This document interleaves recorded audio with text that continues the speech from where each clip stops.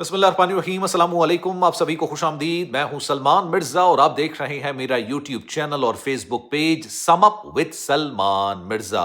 हुजूर वाला, क्या हाल है, कैसे हैं आप लोग? मैं उम्मीद करता हूं, दुआ करता हूं आप जहां हो खैर वाफियत से हो, सेहतमंद हो, तंदुरुस्त हो। और ये वीडियो देखने के लिए आप सभी ने अपना कीमती वक्त निकाला है। वीडियो के आगाज में तहे दिल से आप सभी का मैं शुक्रिया अदा करता हूं। जनाब, सऊदी अरब जो इस वक्त एक खामोश जंग चल रही है, आप सब जानते हैं, सोशल मीडिया के अंदर, ऑन ग्राउंड भी आप कह सकते हैं, पाकिस्तान और भारत के दरमियान जो जंगी माहौल इस वक्त चल रहा है ना, उसकी टेंशन बहुत ज्यादा है, अफरा तफरी बहुत ज्यादा है, न्यूज का बहाव बहुत ज्यादा है। लेकिन इससे ज्यादा मामला सऊदी अरब के अंदर चल रहा है, जिस पर किसी की निगाह नहीं है, कोई सोच नहीं रहा, कोई समझ नहीं रहा कि एग्जैक्टली सऊदी अरब के अंदर हो क्या रहा है।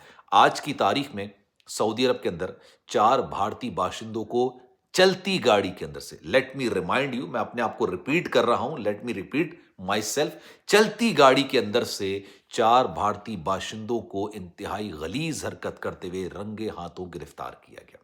अच्छा, मैं इसकी पूरी डिटेल्स बताने से पहले एक बात जरूर मेंशन करूंगा ताकि ये खबर आपको बेहतर तरीके से समझ आ जाए।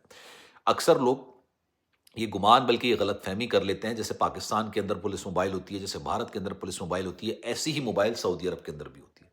हज फ्लाइट्स का आगाज हो गया ना, तमाम पाकिस्तान से हो, भारत से हो, पूरी दुनिया से मुसलमान सऊदी अरब जा रहे हैं हज करने के लिए, तो वो ये मुशाहिदा भी करेंगे। आपने देखा होगा कि हरम के बाहर एक पुलिस मोबाइल खड़ी हुई होती है, चलती रोड पर पुलिस मोबाइल जा रही होती है, ट्रैफिक जैम के अंदर पुलिस मोबाइल मौजूद होती है। लेकिन अक्सर लोग इसको पता है किस तरीके से मिसअंडरस्टूड करते हैं कि ये गाड़ी बिल्कुल उसी तरीके से होती है जिस तरह से पाकिस्तान के अंदर या भारत के अंदर कोई पुलिस मोबाइल होती है, लेकिन ऐसा नहीं है। आपको पता है सऊदी अरब के अंदर जो पुलिस मोबाइल्स होती है ना, इनकी गाड़ी के अंदर जदीद निज़ाम जो है ना वो नस्ब किया जाता है। इसमें ट्रैकिंग का निज़ाम होता है, स्कैनिंग का निज़ाम होता है, ये रियल टाइम स्कैन कर रही होती है और ये सिर्फ उसी गाड़ियों को रोकते हैं जिस पे इनको शक होता है, यकीन होता है कि इस गाड़ी के अंदर कोई गैर कानूनी काम हो रहा है, गैर कानूनी लोग जा रहे हैं, मनशियात हो सकती है, कुछ और हो सकता है, असला हो सकता है। ये सिर्फ उसी गाड़ी को ट्रैक करते हैं और रोकते हैं क्योंकि इनकी गाड़ियों के अंदर जदीद स्कैनर्स नफ्स किए जाते हैं। अब हुआ क्या जनाब, एक भारतीय शहरी जो कि हरम के अंदर गाड़ी चला रहा था, क्योंकि सामान लाना ले जाना होता है, तस्दी बनवाई होती है, इजाज़तनामा होता है कि हम हरम के करीब तक जाएंगे। उसकी वजह यह कि मैं यहाँ पर काम करता हूँ, मैं यहाँ पर काम करता हूँ, जितने भी मजदूर हैं ना वहाँ पर, उन्होंने तसरी इजाज़तनामा परमिट बनवाया हुआ होता है। अब ये भारतीय शहरी एक एम्बुलेंस बेसिकली चला रहा होता है, एक एम्बुलेंस चला रहा होता है और इस एम्बुलेंस के को ये हरम के अंदर लेके जा रहा होता है।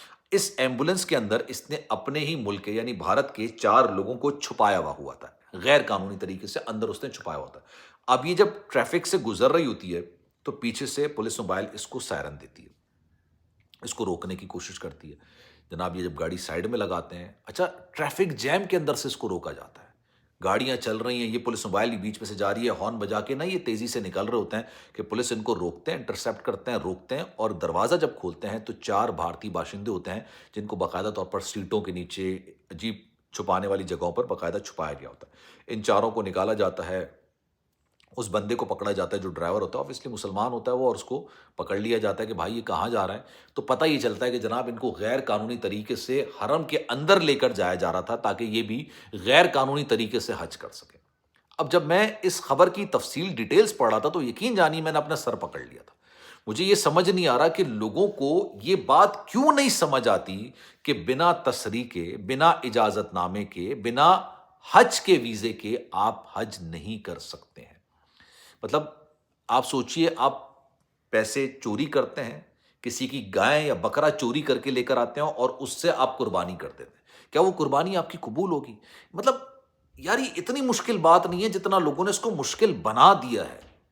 हर साल 17-18 लाख लोगों का परमिट होता है पूरी दुनिया में कि जनाब ये लोग हज करेंगे। पूरी दुनिया में सऊदी अरब वीजे देती है हज के हवाले से, पाकिस्तान में भी होते हैं, पूरी दुनिया के अंदर दिया जाता है। और उसी हिसाब से वो लोग मिना के अंदर, अराफात के अंदर इंतजामात करते हैं, खैमे बस्तियां लगाते हैं, क्योंकि खैमे बस्तियां उसी हिसाब से लगाई जाती हैं जिस हिसाब से उनको पता होता है कि हमने परमिट जारी किए हज करने के लिए। अब आप सोचिए, वहां पर काम करने वाले, वहां के अपने रिहायशी, वहां के अपने अरबी और गैर कानूनी तरीके से वहां पर हज करने वाले जो कि उम्रे के वीजे पर जाते हैं, गैर कानूनी तरीके से जाते हैं, वो हज करना शुरू कर देते हैं। हज में आपको 4 रिहाइश गाहें चाहिए होती हैं, उम्रे में आपको 2 चाहिए होती हैं, एक मक्का के आसपास, एक मदीने के आसपास। जब आप हज करने के लिए जाते हैं तो अराफात में भी आपको चाहिए, मिना में खैमा बस्तियां बनाई हुई होती हैं, वहां पर असल इंतजामात का अंदाजा होता है, जायजा लिया जाता है। اب آپ نے پرمٹ جاری کی ہیں 17 لاکھ لوگوں کو، آ جاتے ہیں 20 سے 22 لاکھ لوگ، یعنی 3 سے 4-5 لاکھ لوگ جو ایکسٹرا آئے ہیں، ان کے انتظامات کہاں کریں گے آپ؟ ان کے لیے تو آپ نے خیمے نہیں لگائے، ان کے لیے تو آپ نے سامان نہیں کیا، کیونکہ آپ نے ان کو پرمٹ دیا ہی نہیں تھا حج کرنے کا۔ حج کرنے کے لیے 12-13-15 لاکھ کے قریب پاکستانی پیسے لگتے ہیں، دنیا میں بھی تقریباً اس سے اوپر نیچے لگتے ہوں گے۔ عمرہ کرنے کے لیے آپ جاتے ہیں 2.5-3 لاکھ میں عمرہ ہو جاتا ہے۔ لوگ کیا کرتے ہیں، 2.5-3 لاکھ روپے کا عمرہ لے کے حج کرنے غیر قانونی طریقے سے چھپ چھپا کے، چوری کر کے، میں پھر مینشن کر رہا ہوں، چوری کر کے وہاں پر حج کرنا شروع کرتے ہیں۔ آپ سے میرا سوال ہے، اپنے ضمیر سے سوال کیجئے گا، کہ آپ کو لگتا ہے کہ آپ کا یہ حج اگر آپ کر بھی لیں گے، مطلب آپ نے بڑی جان مار کے، چھپ چھپا کے، بڑی کوششوں سے، اپنے تئیں آپ نے بڑا تیس مار خان سمجھ کے آپ نے یہ کام کر بھی لیا، تو کیا اللہ کی بارگاہ رحمت کے اندر آپ کا حج قبول ہو سکے گا؟ یہ سوال اپنے آپ سے کریں۔ آپ چوری چھپے کام کر رہے ہیں، آپ کیسے ہوگا یہ کام، کیسے ہو جائے گا؟ تو نہیں کرو یہ کام یار۔ آپ لوگ ان لوگوں کے لیے مصیبت کا، پریشانی کا سبب بنتے ہیں جنہوں نے پیسے دیے ہوئے ہوتے ہیں سارے معاملے کے لیے، جو بوڑھے ہوتے ہیں، جو ضعیف ہوتے ہیں، جو بیمار بھی ہوتے ہیں، جو چاہتے ہیں کہ پتہ نہیں، ان کو لگتا ہے کہ اگلے سال ان کی زندگی ہوگی نہیں ہوگی، اسی سال ہم حج کر لیں۔ ان کے لیے حج کرنا زیادہ ضروری ہوتا ہے، کیونکہ ان کو پتا ہوتا ہے کہ اگلے سال ہو سکتا ہے ہماری صحت اجازت نہ دے، ہماری زندگی ہمیں اجازت نہ دے، ہم اس دنیا میں رہیں نہ رہیں، ہم اسی سال حج کر لیتے ہیں، اس کے لیے اپنی زندگی کی ساری جمع پونجی لگا دیتے ہیں۔ اور لوگ کیا کرتے ہیں، لوگ ان کا حق مارتے ہیں، چوری چھپے جا کے حج کرتے ہیں۔ اللہ کی خوشنودی کے لیے اسلام کا ایک رکن آپ ادا کر رہے ہیں، لیکن آپ کر کس طرح سے رہے ہیں؟ چوری اور چھپ کے کر رہے ہیں، کسی کا قتل کر کے۔ مطلب میں نے ایک لاہور کے اندر ایک کہانی وہ بڑی بڑی مشہور ہوئی تھی، جو آپ سمجھ لیں کہ دو گینگ والے تھے، ان کی آپس کے درمیان لڑائی ہوئی تھی، تو ایک بندے نے مخبری کری، مخبری ہوتی ہے نا، اور اس مخبری کے دوران جس بندے کی مخبری کی گئی وہ مر گیا۔ اس مخبری کرنے کے لیے اس نے 10 لاکھ روپے لیے تھے، اور اس کو پتا تھا کہ میں جس بندے کی مخبری کروں گا وہ مر جائے گا، اس کو مار دیں گے یہ لوگ۔ اس نے 10 لاکھ روپے لیے اور اس کی مخبری کر دی، اس پیسوں کے ساتھ وہ اپنی بیوی کے ساتھ عمرہ کرنے کے لیے چلا گیا۔ اب ایک انسان کی موت کا سبب بنے ہو آپ، اور اس کے لیے آپ نے پیسے لیے ہیں، اور اس پیسوں سے آپ عمرہ کرنے کے لیے جا رہے ہو۔ میں کہتا ہوں سلام ہے ایسی سوچ کو بھائی، اگر یہ سوچ کسی کی ہے تو اس کے بعد پھر شاید پڑھائی لکھائی تربیت سب ختم ہو جاتی ہے۔ خیر جناب، اس بارے میں آپ کی رائے کیا ہے؟ میں چاہوں گا کہ کامنٹ سیکشن اپنی رائے کا اظہار ضرور کیجیے گا۔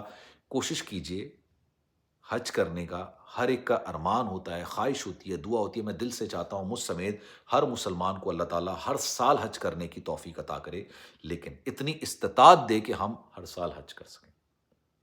اس دعا کے ساتھ اپنے ولاگ کا اختتام کرتا ہوں جناب۔ آپ کی رائے کیا ہے؟ کامنٹ سیکشن اپنی رائے کا اظہار ضرور کیجیے گا۔ خیال رکھیے گا اپنا، اللہ حافظ۔